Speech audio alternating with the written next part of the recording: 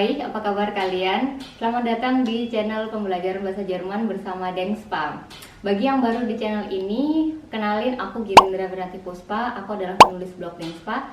Kalian bisa baca semua tulisan aku tentang Jerman di blog Dengspa. Dan buat kalian yang lagi nyari kursus bahasa Jerman terjangkau, kalian bisa cek Instagram Dengspa. Nah, di video kali ini kita nggak seperti biasanya belajar bahasa Jerman bareng, tapi aku akan kasih tips dan trik buat kalian supaya lolos interview online dalam bahasa Jerman. Tips nomor 1, penting banget sebelum kalian interview, pelajari dulu profil perusahaannya. Kalian bisa Google dari mana kalian dapat interview itu, kemudian kalian bisa Google, di sana pasti ada website perusahaan atau institusinya. Kalau misalnya Traeger, kalian bisa cek di sana organisasi itu ngapain aja. Kemudian kalau Arbeitgeber atau Betrieb, kalian bisa juga cek di sana Betriebnya itu bergerak di bidang apa. Dari situ kalian bisa lebih tahu tentang perusahaan atau instansi tersebut. Nggak cuma perusahaan aja yang tahu tentang kalian dari CV kalian, tapi kalian juga sudah tahu tentang perusahaan tersebut. Tips yang kedua, jangan pernah datang ke ruang interview online tanpa catatan. Jadi kalian harus bawa catatan, kalian harus tulis semua catatan yang memungkinkan. Jadi possible question sama possible answer, kalian sudah rinci semuanya pas di interview ya. Boleh banget kayak buka-buka catatan kalian, dan kalau misalnya ditanya itu sah-sah aja ya. Kalau misalnya kalian ditanya itu adalah catatan pertanyaan kalian. Jadi jangan pernah kalian bawa tangan kosong saat interview, karena catatan itu penting banget untuk membuat kalian lebih pede, karena kalian udah tahu jawaban apa yang akan kalian jawab saat ditanyakan gitu. Termasuk tulis dan hafalkan semua jawaban yang kira-kira kalian ingin penginterview tersebut mengulangi pertanyaan mereka. Misalnya, Entschuldigung, es tut mir leid, ich habe nicht ganz verstanden, können Sie das bitte wiederholen? Kayak gitu ya. Jadi itu penting banget, dan kalian bisa tulis beberapa. Jadi pas kalian nggak ngerti di pertanyaan satu, kalian nggak mengulanginya lagi di pertanyaan kedua. Jadi itu juga penting untuk dicatat di catatan tersebut ya. Tulis skema jawaban yang kira-kira kalian itu nggak ngerti jawabannya. Misalnya daripada kalian bilang ich weiß es nicht, lebih baik kalian bilang ich muss das nochmal recherchieren. Atau kalian bisa juga bilang ich muss wegen dieser Frage nochmal recherchieren, aber ich kann Ihnen später per email schreiben. Itu lebih profesional daripada kalian ngarang nggak tahu jawabannya. Misalnya kamu ditanya perihal visa, apakah kamu tahu regulasi visa dari Indonesia ke Jerman sebagai Azubi atau FSCO atau BFD, daripada kalian ngarang atau bilang ich weiß es nicht, kan kesannya kayak bodo amat gitu kan. Jadi kalian bisa di situ kalian bisa, oh ya aku harus mencari tahu dulu, kemudian aku akan menginformasikan ke Anda lewat email.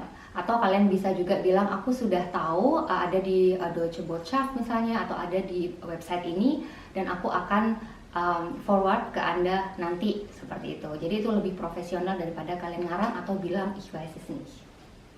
Yang paling penting adalah tanya. Jadi orang Jerman itu suka banget ditanya, suka banget berdiskusi. Biasanya interview itu biasanya cenderung santai, lebih kayak memperkenalkan diri kalian, memperkenalkan perusahaan mereka atau instansi mereka. Jadi kalau misalnya ini gunanya tips nomor 1 tadi, bahwa kalian udah tahu profil perusahaan tersebut. Jadi kalian bisa tanya tentang, oh iya aku baca di website bahwa perusahaan Anda seperti ini, atau instansi ini bergerak di bidang ini. Aku juga pernah seperti ini, bla bla bla. Jadi kalian juga harus tanya yang banyak. Jadi makin banyak pertanyaan itu mengesankan kalian lebih tertarik dengan perusahaan atau instansi tersebut. Jadi banyak tanya itu menentukan kesuksesan juga. Nah, soal pertanyaan yang kalian ajukan ini penting banget, bahwa kalian nanti jangan langsung tanya, aku dapat tiket pesawat nggak? Aku dapat Deutschkurs nggak? Jangan seperti itu. Sah-sah aja bilang seperti itu atau tanya seperti itu, tapi formulasikan kalimat yang lebih sopan atau kesannya nggak nodong gitu. Misalnya kalian bilang, Anda tahu kan kalau bahasa Jerman aku itu kurang bagus, mungkin kalau misalnya aku di Jerman nanti aku akan improve bahasa Jerman, aku ingin belajar bahasa Jerman lebih lanjut. Aku mau tanya nih, nanti kalau misalnya aku ingin belajar bahasa Jerman disupport nggak? Apakah ada Deutschkurs nanti? Kayak gitu. Atau misalnya tentang tiket pesawat, kalian sebenarnya ingin tahu aja kan apakah disupport tiket pesawat, dibayar berapa persen, kayak gitu. Kalian bisa tanya bahwa kayak gini, Anda tahu bahwa setelah pandemi tiket pesawat tuh mahal banget, dan aku sebenarnya nggak meminta keseluruhan, tapi aku ingin tahu apakah nanti akan disupport tiket pesawatnya. Kalau tidak apa-apa, karena dengan seperti itu aku tahu bahwa dalam prosesnya nanti 6 bulan ke depan mungkin sampai kontraknya, jadi aku harus bekerja lebih banyak.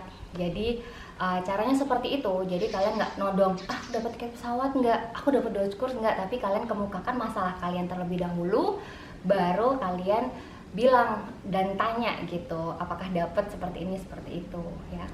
Nah, saat interview FSJ dulu, aku sempet ada yang tanya apa kekurangan dan kelebihan kamu. Kalau ditanya seperti ini, Schwäche dan Stärke ya, pastinya kalian harus mikirin dengan cepat ya pastinya. Tapi kalau misalnya kalian udah punya catatan tadi, itu menguntungkan banget karena di situ kalian udah latihan lah sebelumnya dan udah ada jawabannya di situ. Tapi kalau enggak, kalian harus mikirin dengan cepat keuntungan dan kerugian yang tetap menguntungkan perusahaan atau instansi tersebut. Misalnya dulu aku di interview di TK, aku bilang, oh ya, kelemahanku aku tuh kekanak-kanakan. Jadi kalau aku sama anak kecil, aku tuh suka excited banget, suka jadi kayak anak kecil gitu. Nah, itu kan menguntungkan perusahaan, meskipun menurut aku kekanak-kanakan itu kelemahan gitu, tapi menguntungkan perusahaan. Nah, ada juga yang kalau misalnya aku di interview di office kayak gitu, aku bilang, aku tuh menurut aku terlalu perfeksionis, jadi aku tuh harus semuanya selesai perfect gitu, dan itu menurut aku kekurangan karena terlalu perfeksionis itu membuat aku stres kan, tapi itu menguntungkan perusahaan. Jadi kalau misalnya banyak kerjaan, kalau misalnya orang yang kayak aku, berarti kan pekerjaannya cepat selesai gitu dan perfect gitu selesainya. Kalau kelebihan mah gampang ya, kita bisa mengutarakan kelebihan kita dan itu pasti menguntungkan gitu. Tapi kalau kekurangan, kita harus tetap memformulasikan kekurangan itu buat kita, tapi keuntungan buat perusahaan gitu.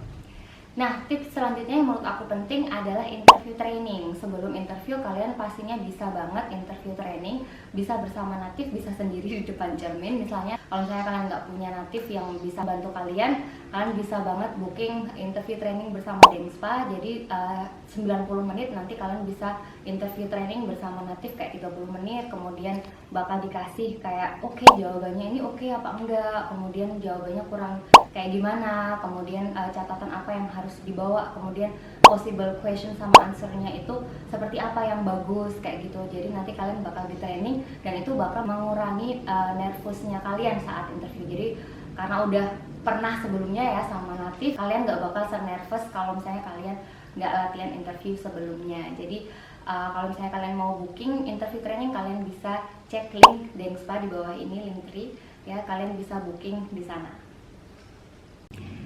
Yang terakhir, be yourself. Dan kalau misalnya interview kali ini gagal, nggak perlu kecewa karena kalian udah diundang interview 1 kali, itu tandanya profil atau lamaran kalian itu menarik, kalian pasti akan dapat undangan interview berikutnya.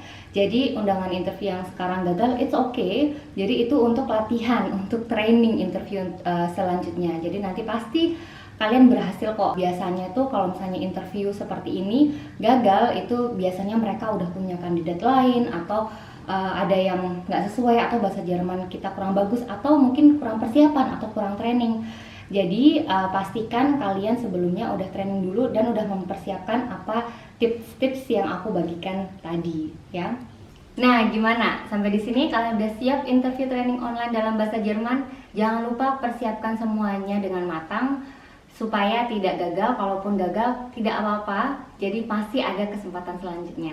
Jangan lupa like dan subscribe, jangan lupa baca blog Dengspa, dan jangan lupa follow Instagram Dengspa. Dan kalau misalnya kalian butuh informasi seputar Jerman, kursus bahasa Jerman terjangkau atau interview training, kalian bisa cek Instagram Dengspa atau WhatsApp Dengspa. Sampai ketemu di pembelajaran selanjutnya dan tips-tips menarik seputar Jerman selanjutnya. Cheers!